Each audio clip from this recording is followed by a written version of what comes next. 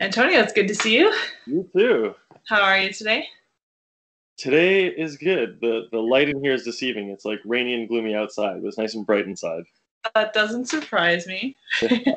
I lived there for a while, and The rain is like a no, yeah. Once you've been here, you're like, right. There's two seasons. There's summer and rain. Got yeah, it. that's exactly it. And you being from Ontario, Yeah, I'm sure you noticed it as much as I did when I was living there. yeah. It's a huge like we'll call it culture shift. Like Yeah. you walk in and I'm from a place where there's seasons. Like the seasons make sense to me. I can set my life by them. There's snow in the winter. Like It's I supposed to hate it be. there. Yeah. Yeah, And here it's just like it just starts raining and you're like, what does this turn into? Just turn right? into more rain. Yeah, it's gloomy. Yeah. We won't get stuck on that. No, Uh, you actually moved there as a sort of experiment. I Can you did. explain that to me? Yeah. So I had a couple of friends who moved here who were both actors. And while I was in Toronto, I was definitely doing more theater. I was running a nonprofit that was creating a lot of theater called Project Humanity, and all of that world was great, but I wasn't really in the room as far as film and TV went, and I really wanted to be, and I love the medium of television specifically, and so right after my wife and I got married, we've been together for a long time, but right after we got married, we had a conversation, and her family lives out here. Her parents are from here. And so we kind of thought about it and we were like, well, we're going into family planning and we want your parents to be grandparents and to be near their first grandchild. That's really like important to us. Also, Jake and Courtney just moved there and they're having a lot of success. And while I was on the phone with them, they said, it's not that the grass is greener. That's not a real thing, but it's different grass. And so if you played on one field your whole life, why not come out here and run around on this field and see how it goes? And it just like it made a lot of sense to me somehow. So I packed up my life. My wife stayed in Toronto because at the time Wow. she was doing a lot of dance and a lot of choreography, and so she stayed there. I flew out here, and we just kind of committed to reevaluating in 6 months to figure out where we wanted to like plant roots. Mhm. And within weeks of being here, I got on set. I started working. Um, and life just kind of started to happen, and it was evident within 3 months. I came home and I was like, if this is a thing that we want to take a shot at, we should just move to Vancouver. And proof is in the pudding. Like, great decision so far. And although it's not home for you Yeah. yet, maybe it never will be. Yeah. I know I lived there for 12 years and it never became my home, Yeah, but it's certainly opened opportunities for you. absolutely. And it's an interesting question. I'm such a hometown kid. Like, I am Yeah. Toronto for life. I don't leave the house not wearing a Raptors jacket or hat or a shirt that says Toronto versus everybody. Like, I'm sorry, it's me. Yeah. I'm okay with that. But I've definitely become more accustomed to being here. It's not that this is home. Right. I understand it more. I understand how it is the way it is, why it is the way it is. I have friends here. I have business here, and now I'm raising my son here, and so eventually he's going to call this home, and that's going to confuse me. But I'm here for that. I'm excited to learn BC through his eyes. I think that'll give me the perspective that I've long craved. That's a cool way to look at it. Yeah, I have no other way to make sense of things. I don't have experiences embedded in the landscape here or in activities here. All of my experiences are from somewhere else. Right. So do you dress him, though, in Raptors outfits? Absolutely. Yeah. The first article of clothing he got was a Kyle Lowry jersey Nice. when he was like a newborn. Yeah. And I buy him Raptors books, like kids books, but Raptors books, so that he can learn the basketball players. That's And now he's at a point where if basketball's on TV, he's like, let's sit and watch. He knows his favorite team is the Raptors. There's no room for anything else. It's like everything in his life is up to him, except for that one thing. How about hockey teams? I didn't grow up as a hockey fan, but because I'm a Toronto kid, I got to go with my Leafs. Like, All right. and don't get me wrong, it's a ridiculous decision because they haven't been good or relevant in my lifetime. But you can recognize that. Yeah. That's good. And like I said, I grew up a Raptors fan. It took us 25 years to become NBA champions, which we are. but it took 25 years. I was a fan of a losing team for a long time. I can handle the Leafs. And it pays off in the end. Yep. Sometimes. Yep, sometimes. You're big into soccer as well. So are you a Toronto FC fan? I'm a Toronto FC fan. I grew up playing soccer. I didn't grow up watching as much soccer because there was no MLS when I was a little kid, and my family didn't have all the super channels. So I grew up playing soccer and learning about soccer through the World Cup. That was the only time I got to see international play. So I didn't have Premier League or anything growing up, which is very strange. Like even now as an adult, I'm not an Arsenal fan. I'm not a Chelsea fan. Like I don't have a team that I love. Right? I got you need to cheer for. I'll consider it. I'll put them in consideration. I'm definitely like a country kid. Like I grew up watching France. I grew up watching Argentina, and Uruguay, and like so, and I'm half Dutch, and so watching Holland was like the Netherlands was like my jam. Well, and I get you're cheering for the losing team because I cheer for England. So there you go. I'm right there with you. England as a soccer team will never be relevant, but like, they will be. They will be. One day. It was actually soccer that, in a roundabout way, got you to the point where you are today. Entirely, in a very, very roundabout way. I hurt myself playing soccer. I guess that's what it came down to. That happens. That happened to me a lot. I was not injury prone, but I think that I was taught to play very hard at a young age, and I didn't really understand how to take care of myself. So I would find myself, and I still have like leftover chronic injuries. I don't play anymore. But when I was in high school, I did hurt myself pretty badly, and at the time, for whatever reason, most of my classes were gym related. Like I just ended up in a semester schedule. I think I had 3 classes that all were part of the phys ed profile, and so I couldn't complete any of them. And I like my whole life is a series of lucky things happening to me. It is lucky that my father was a teacher, and that I went to the high school that my father used to teach at. So the teachers there knew me, and some of them quite loved my father. And so there weren't a lot of black teachers. My father was I think maybe one of one at the time. Oh, wow. And when I was at the school, there was a woman who at the time was in guidance, and she eventually became the vice principal, and she was one of the only other black teachers. And when she found out that I'd hurt myself, she showed up for me. The rule at school is that you can be a full-time student, or you can be a part-time student with a full-time job. And I became a part-time student by accident because I got hurt, but I didn't have a full-time job. And she kind of like bent the rules and looked at the list, and she put me in 2 drama classes, 2 drama classes in the same year. So in my semester, I think it was 3, I did grade 9, 10, and 11 as back-to-back classes in a single day, every day. Was that intense?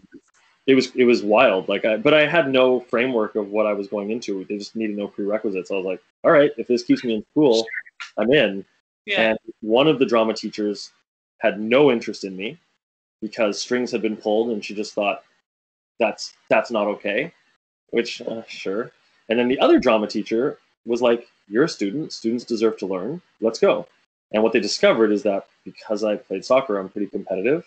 And so the person who told me I won't support you, I now had a reason to show up. I was going to prove her wrong. And so I outworked everybody. And in that, I discovered that I had an affinity for it. I was good at it. I loved it. There was tons to discover. It was a lot of fun. I ended up doing the school play that year. And then at the end of the year, when the drama teacher that liked me asked what I was planning on doing, and I said, I don't have any real plans for university. I don't know what I want to do. She said, okay, well, why don't we submit an application for a theater school, and you go and you audition, and if you get in, you go.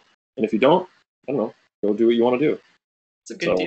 Yeah, I said sure, and I practiced my monologues that I had never done in my life in my girlfriend's basement, and I went and did this audition, and it was like a type of living nightmare. I just didn't. I was fish out of water, and then I got in. And that was it. I made a promise that I was going to take the job, or take the school. So I said yes. That was it. I was in. And then was it an instant love from schooling on? Not even close. I walked into a class where everybody had done theater, and I used to skip English class when we studied Shakespeare. Like I didn't know what we were doing. Right. And so much of what was happening I found pretty like destabilizing as far as learning about the arts. Also, again, I walked into a school where I was one of the only people who looked like me. So I wasn't being sent messages that I belonged. That wasn't a conversation. And it's not so much that the conversation was tone deaf. It literally wasn't a conversation, right? Like I remember going into music class and looking at the songs that people could sing. And I remember picking a song and the teacher said, well, you should probably pick a song that was sung by someone who's black. And I just thought, no, I'm not going to do that. Yeah. And I'm very, my father was, my parents were an interracial couple. And it was very important to them at a young age to start to teach me about how the world might perceive me, how I could show up, what the power of my voice was, what I can stand up for. And so there was never gray area with me. I was pretty good at spotting injustice and going like, no, thank you, not doing it. But it doesn't make it easy. No, of course not. I'm not gonna lie, it's a little bit shocking to me to hear that you went to school like downtown Toronto. Yeah. So I've grown up all over the place, but I lived in Brampton for 3 years. Yeah. And it's so diverse. It's so diverse. I just imagined that all of Toronto was the same way, but obviously Toronto was the same way. The catch is that the industry that I was studying to be a part of kind of wasn't. Wow. Right? Like if you think about it, growing up, the narratives that you saw on television shaped a lot of the way we thought about what was possible, and not all of us were there. Mm-hmm. You know, there's a reason Kim's Convenience is such a huge hit. You know, aside from the fact that Ins Choi wrote an amazing piece of theater that got turned into a brilliant television show, it also showed a world that people had never had access to, and they said, look, this exists, this is real, this is just like you. And people around the world have gravitated to it, and Simu, who's the young lead on it, is a huge star now, and rightfully so. He's always been amazing, but he needed a platform. He needed someone to say, yeah, there's space for you in this world. And it's taken so long to get to that point. Mm-hmm. Why do you think that is? Like, do you think that people were going into these schools and they were scared off? What do you think? What do you think it is? I don't think it's that they were scared off. There were certainly some that were probably scared off. I think it has more to do with, look, if you grow up in a household and no one's in medicine and people don't value healthcare, there's a slim chance you're becoming a doctor. Right. You can't become something that you don't know exists, in fairness. And so I think that there were some kids of color who grew up loving James Bond and thinking, I'm going to be an actor as a result of that. But they didn't actually receive an invitation. That was something in them that overcame what society was showing them to say, no, I think I can do it, I want to do it. I think for a lot of other people, there was no modeling. The behavior wasn't modeled, the entryway wasn't modeled. It wasn't clear that this was a thing that you could end up doing. And so there were probably a lot of extremely talented people who didn't necessarily pursue it or didn't pursue it as far. Even in my own life, I remember speaking to my father. My father, one of the places that he lived was in Montreal, and he was pivotal in starting what's called the Black Theatre Workshop, which still exists today. It's like Montreal's, I think it was Canada's first black theater. And I spoke to one of his early partners, Clarence Baines. I went to his house. I looked him up. My dad has passed away, so long after my dad passed, I drove out to Montreal and I was like, I gotta meet this person and ask questions about my dad. I'm so curious. And I told him, I'm an actor. I'm in the arts. I run a nonprofit that's art raising awareness. And he laughed at me. He fully started laughing, and I was like, oh, I wonder why he's laughing. And we got into it, and he said, I'm not laughing because I think it's funny. He's like, it's audacious, because in my world, you didn't make the arts the whole pie. We couldn't. We could have a slice of the pie, and the other 9 slices were accounting. The other 9 slices were, he's like, you needed something to fall back on. You needed something else because it probably wasn't going to work out. And he's like, so I'm laughing because what you're choosing to do, even without knowing that these were the footsteps that we laid out for you, is the dream, right? It's what we wanted for the next generation. We wanted to be able to say, you can be more than you've been told. Right.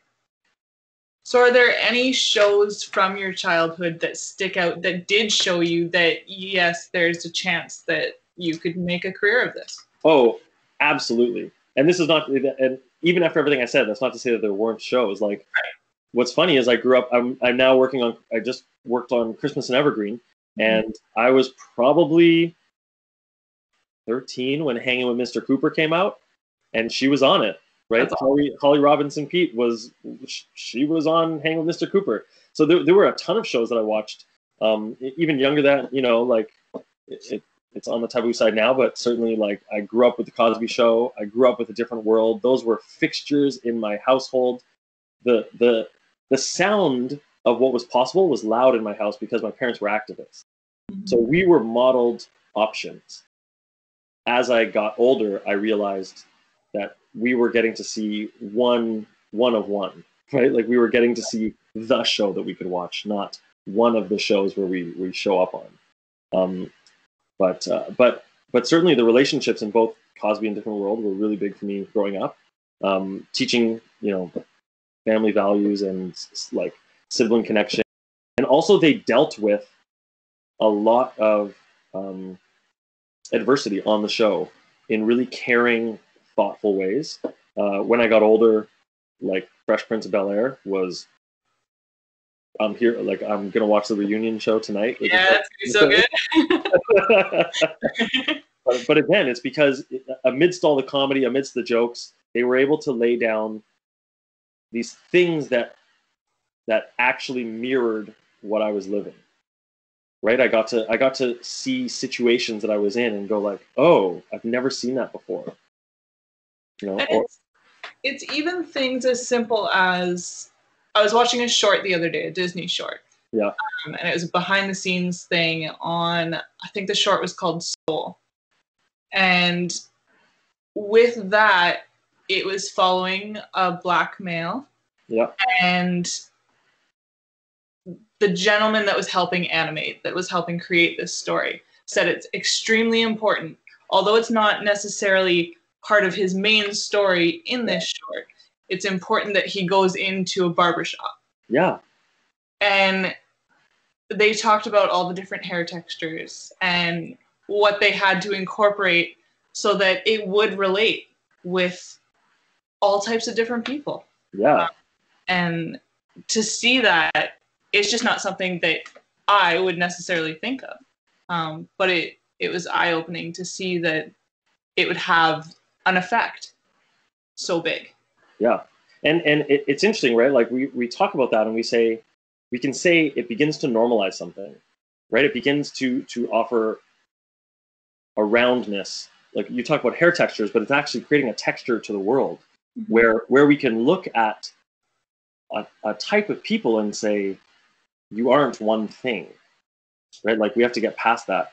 I remember going out for an agency when I was young, and I submitted my stuff, and they kind of shrugged their shoulders at me, and I was tenacious, and I went back and went back. And finally, they said to me, well, we already have someone your age who's Black on the roster. And I I vividly remember, like, being at a complete loss for words, and then finally saying, do you only have one white actor on your roster? And they said, no, well, it's different. And it was heartbreaking to me. Okay. And like, sure, I, like, whatever. I walked away. I was sad, but it wasn't heartbreaking because I didn't get to be with this agency. Like, it doesn't, you think that's a problem. What was heartbreaking is that they said it and they thought it was reasonable. Yeah, they thought it was They okay. thought, I can have 30 white men of your age type, and they don't have anything in common, but I have one of you, and I'm done. Right? And I really do think that a big part of that comes from the messaging that has been sent out into the world, and we're seeing it with other cultures. Like, it's this it's this constant not race, but like series of advancements where you see the world pay attention to one faith or one culture or one race, and then it gets supplanted with another and with another and with another, and we need everyone to begin to make these movements so that we can have this robust world. Like on Hallmark this year, their profile is starting to their casting is starting to highlight a lot more diversity. But probably one of the most important shows that they're putting out this year is called The Christmas House, where one of the leads is a gay male in a relationship, and I think they're enmeshed in an adoption quest. Like that's a story again, but representation. We've never seen it. And to me, it's so simple. It's real life. It's real life. I don't understand why has it taken so long to get here. Yeah. Yeah, and I'm excited. I'm excited for the movement. If the movement stays true to what's happening, and if people, like, I'm reminded that in the '90s and early 2000s, there was a surge of black films and black filmmakers that eventually dropped off. Mm-hmm. Right. So it can't be a trend. It can't be a passing fancy. It can't be a like, look how woke we are today, and then 2022 happens and we're back to Oscar So White. Yeah, there was. Yeah, I mean, I covered an Oscar suite during that time. Yeah. And it was, there's not enough ethnicity in the Oscars. And for that year, it was so strong, so gung-ho. And I guess I sort of became naive to it because I was like, okay, well, this is good. It's happening. We did it. Yeah. And then all of a sudden, it's like, oh, we're facing the exact same thing again. Yeah. Why is that? Yeah. Well, and I believe that so much of it has to do with structures, right? Like there's Band-Aids and there's structural reform. So casting is a beautiful Band-Aid, but without structural reform, it's irrelevant, right? Because what it means is that we're reacting to what we feel is the current climate of consumerism. Cool. If we're looking at structural reform, then we're actually saying, what were the reasons for which we were unable to hold up a mirror to the world that was authentic? And how do we start to unbraid that? How do we get back to the beginning of that question so that we can begin putting new people in place, new policy in place, new frameworks of inclusion in place, so that casting isn't the thing we have to pay attention to. Mm-hmm. Because we'll be casting in alignment with our policies.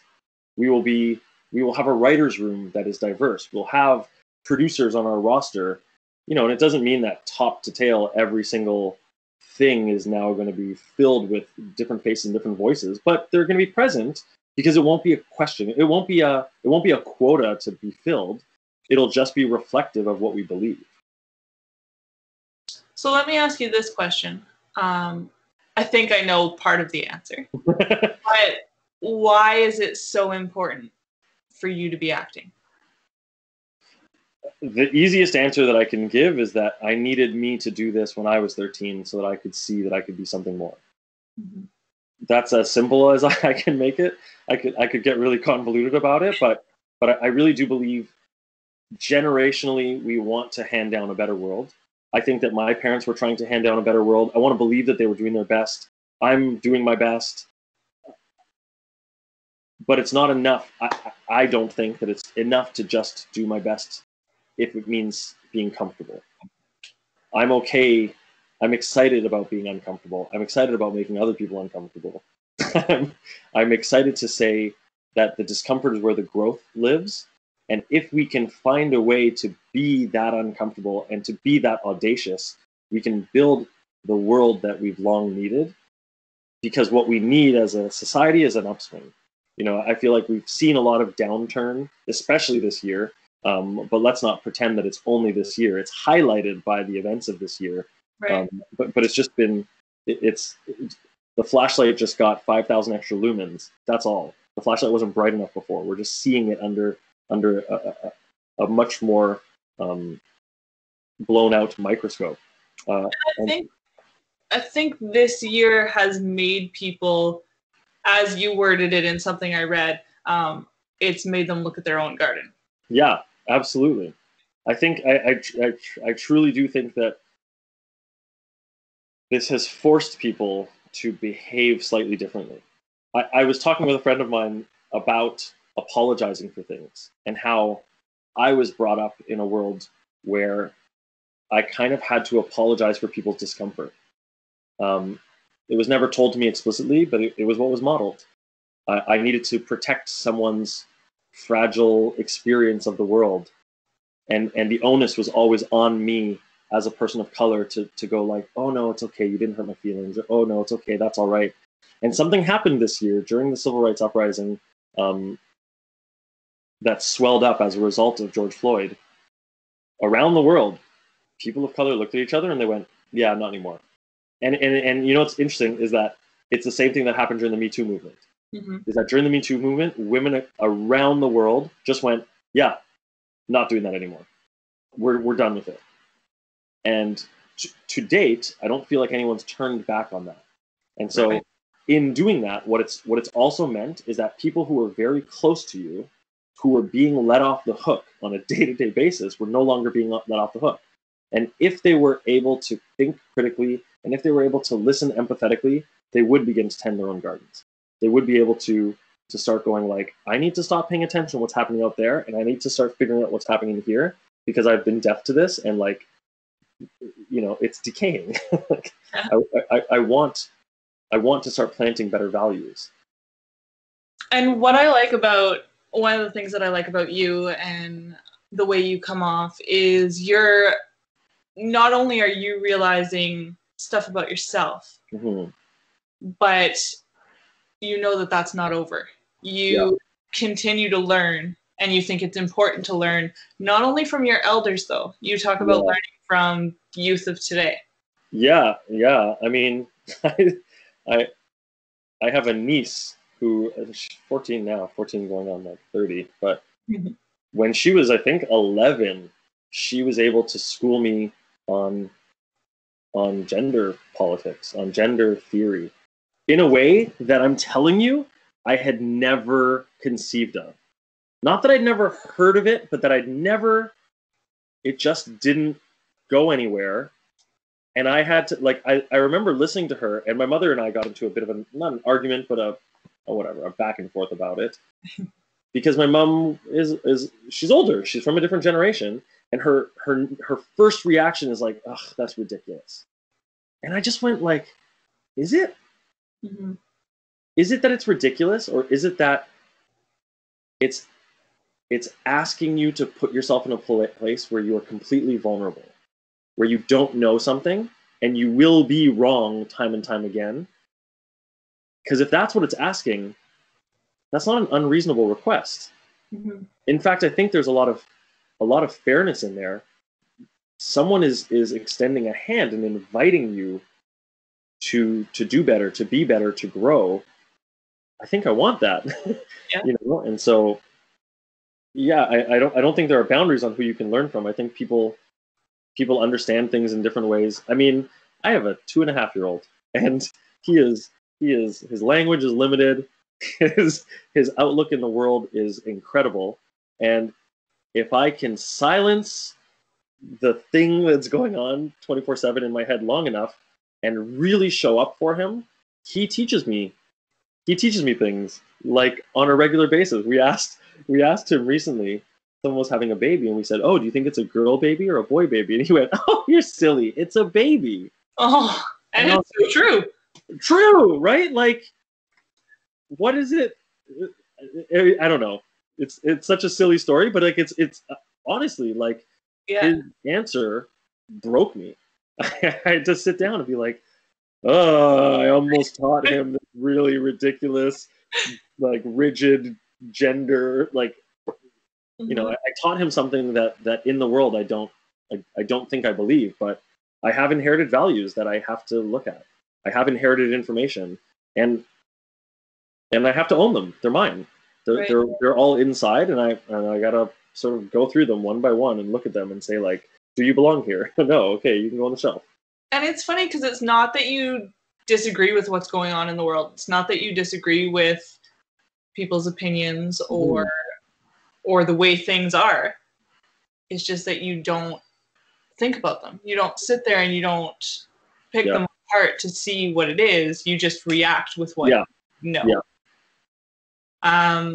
We talked a little bit about Christmas in Evergreen. Yeah. You are coming out in the newest one, December 5th. But it's a recurring role, right? You were in one previous. Yeah, so I was in Evergreen 3. There have now been 4 total installments. My love interest, Rakia, has been in all 4 of them. And so it's been a really, for her, the journey has been obviously longer than mine.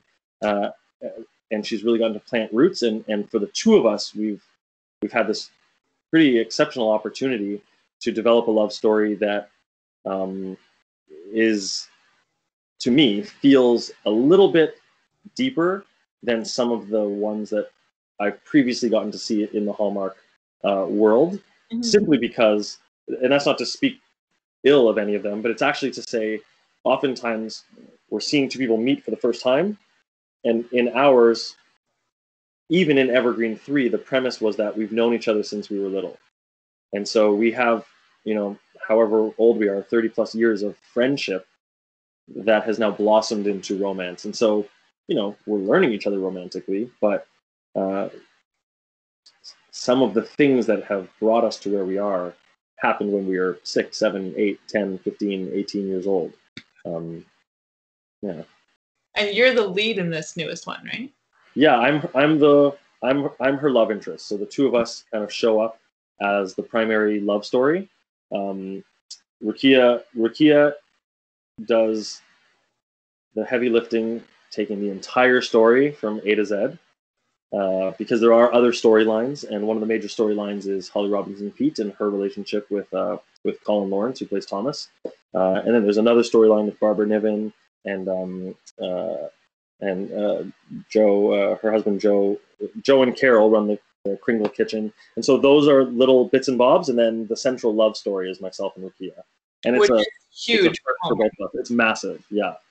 I think it's huge for Hallmark. It's huge for us. There are a number of firsts that are built into it for us, and perhaps to some extent for the network. Although the network certainly has had other relationships that look like us.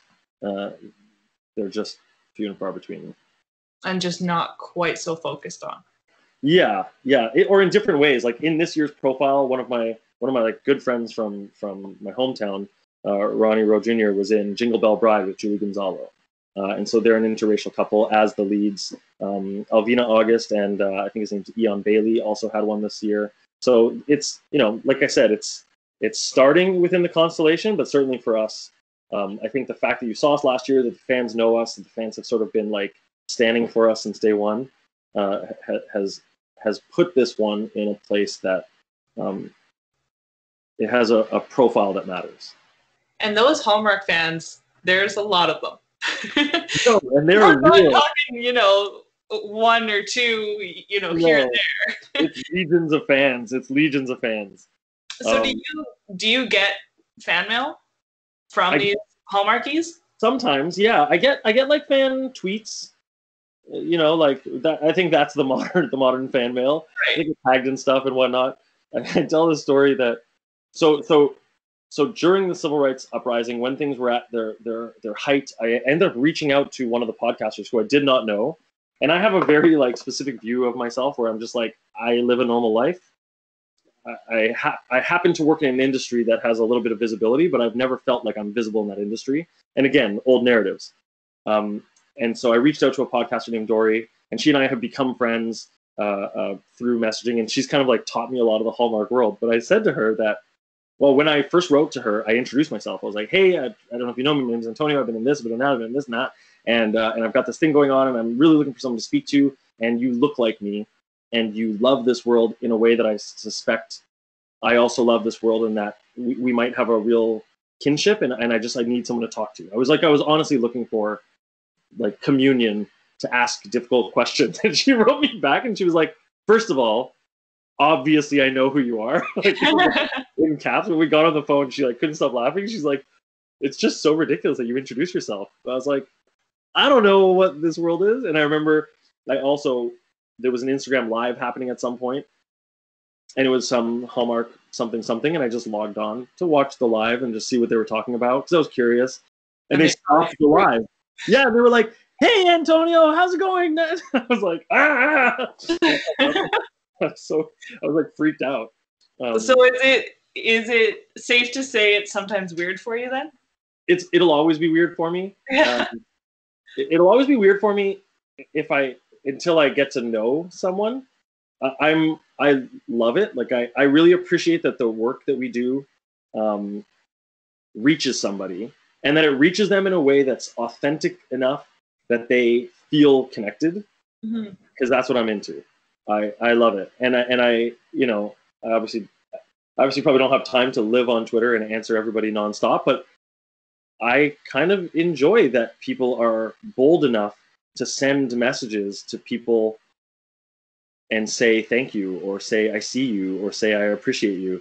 Like I've had when we first released the news that we were doing Christmas Evergreen 4 and that Ricky and I were the lead, I got a lot of messages on Twitter, and I responded to all of them because I was so happy with these people saying, like, I needed this, or like I have never seen a movie with two people like you as the lead, and it makes me feel like I belong.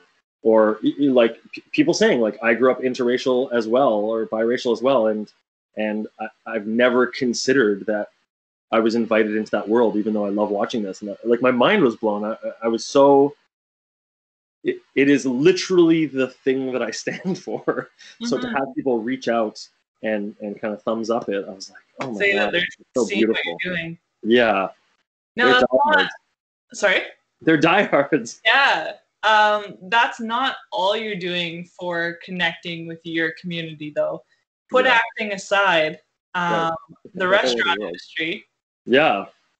You're doing something during COVID. Yeah. Which is huge. You're not only are you putting yourself out there and being vulnerable. Yeah.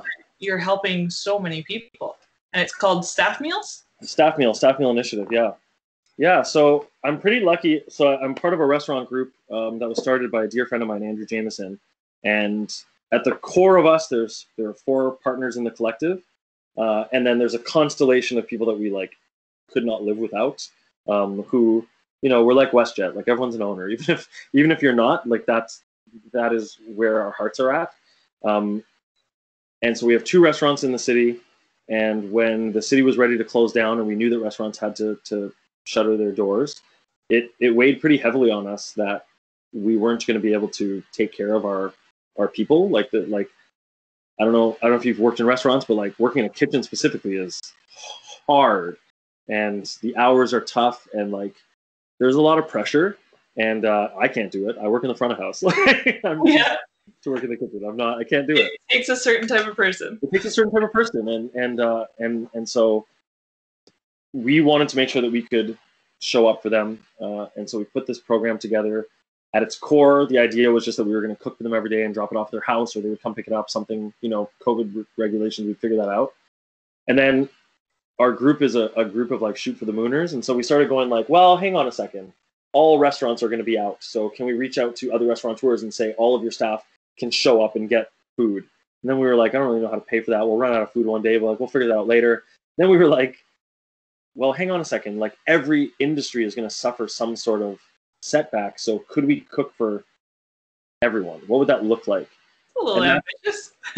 It was totally ambitious, and that's where we actually came up with the idea, where we were like, okay, why don't we put together tiers of menus? We started with a $5-10 menu. We built a platform. Like literally, I spent all night like pseudo coding a website overnight that would work, so that people could online order. Like we didn't know what we were doing, but we went into e-commerce overnight. We made it so that people could write us directly and pick up free food if they needed it, no questions asked. The only thing that needs to happen to prove that you need something is to ask. That's it. That's how we feel. And so we started running that for our community out the back door 7 days a week. It was a lot of work. It was tremendously like fulfilling. Like to have purpose at this time for us was just as important as being able to help the community. And the community showed up for us. We had lineups like out the back door of people who needed it. I had one really touching moment. I had my son with me, there one day handing out food, and this other family showed up with a kid roughly the same age, like 2.5, and he gave my son a card, and inside the card there was a $10 bill, and it said, my mommy was laid off, but we understand that there are people worse off than us. Please see that this finds its way to the local food bank. And I was like, that's really sweet. Thanks. And I went inside. I was like, look at my eye. Oh, it was just so beautiful. Like it really. And then from there, we reached out to other restaurateurs and we kind of shared the model. And we were like, you should do this. It's going to work for you. It's going to be really beneficial to the community. I'm telling you, it's going to turn your pilot light back on, and you're all going to figure out like how to pivot and make this work. So that was really exciting. And then coming out of COVID, once the restaurants opened back up, we went dormant with staff meal for a little bit as we tried to figure out how you have restaurants in a pandemic. Mm-hmm. And then just this week, we relaunched the staff meal initiative holiday edition. So now we've focused on 2 separate groups. We have a lot of parents in our group, and so we think parenting is pretty hard.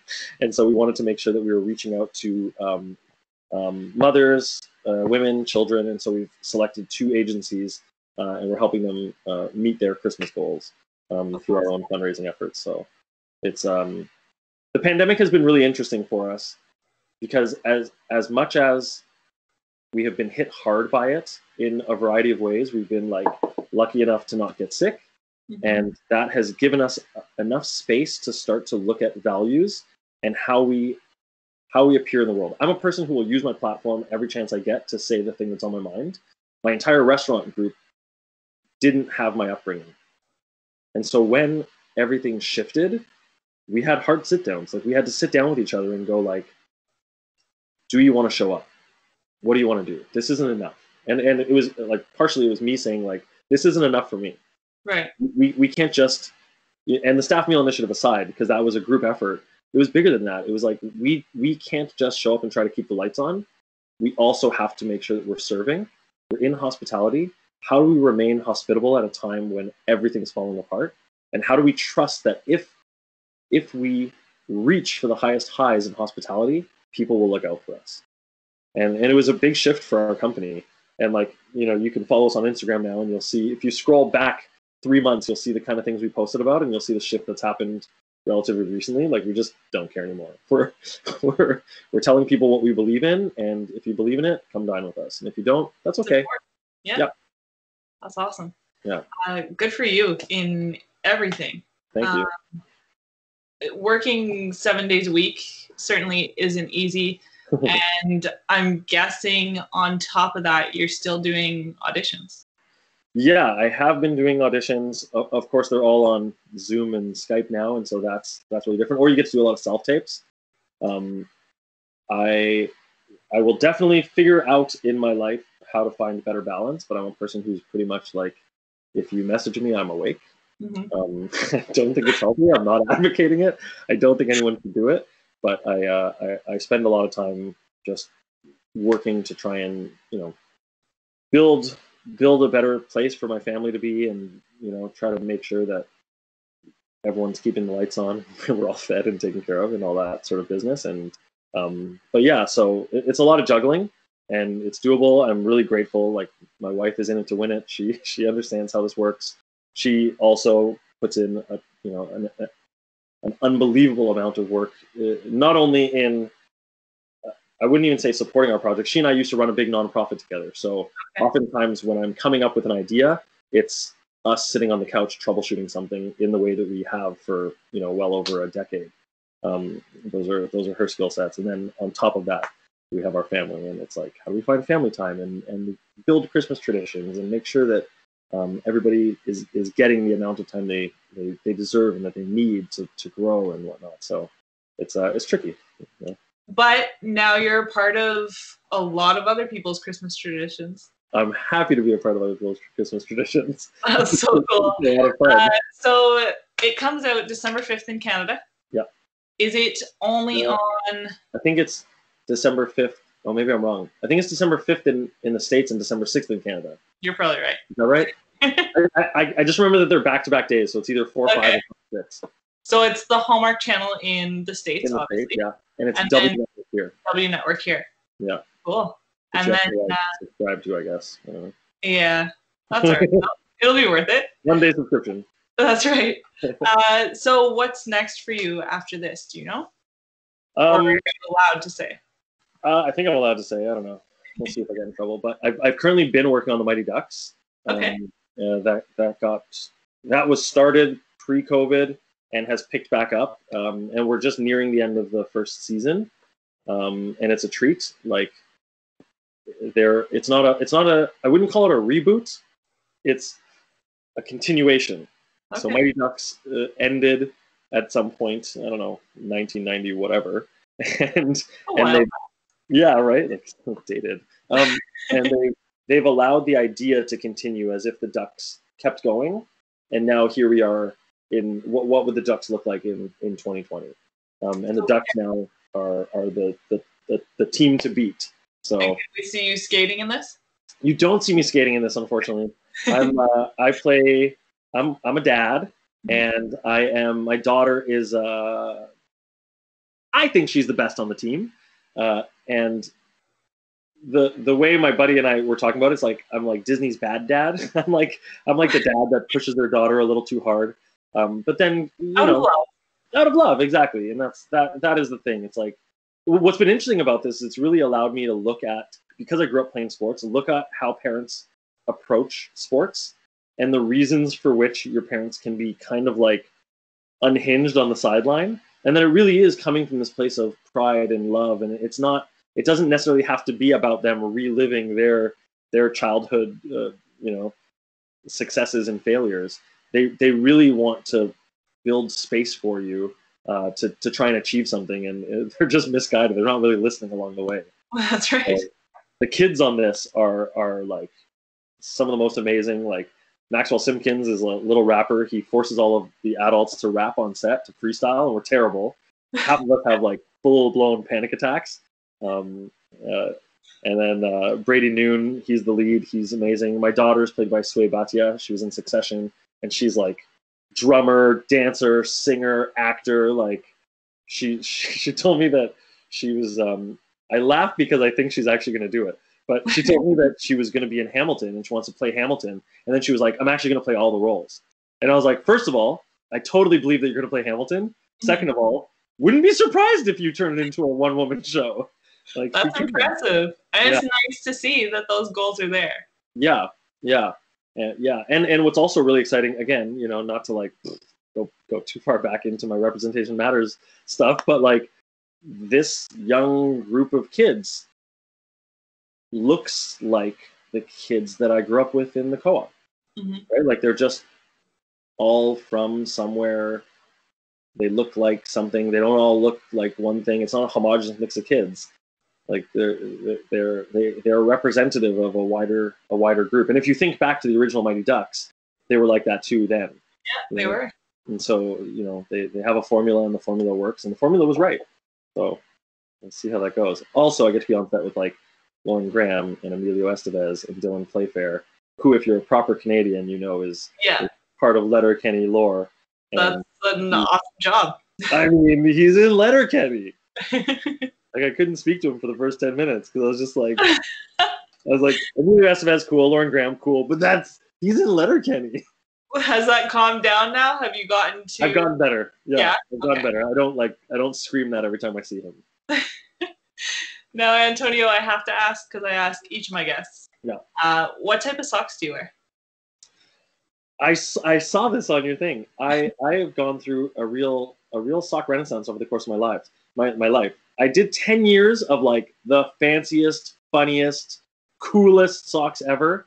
I probably did 10 years of like nothing but short sports socks, which I deeply regret now. And I'm now moving into, and I think I honestly blame it on the fact that I have a kid, the most boring black socks that you've ever found, as generic as possible, because I never know where they are. Once upon a time, when I had fancy socks, I was like very careful about clipping them and washing them and keeping them together, and like I knew which ones were going to fade, and now I barely know where I need to be at a different time of day, and I just rummage through something and I'm like, that's a sock, let's go. So I'm hoping does your child at least have cool socks then? He does have cool socks, actually. Okay. Yeah. All right, we'll let it slide. I'm putting all my fun socks, my fun clothes in general on him. That's awesome. That's good. Maybe some Raptors socks too. He already has Raptor socks. Good That's stuff. The thing. Antonio, Raptors related he doesn't have. hey. There's nothing Raptors related that he doesn't have. Good. That's the way to be. Thank you so much for speaking with me. I really appreciate it. Thank you. This was awesome. a lot of fun. Thank you.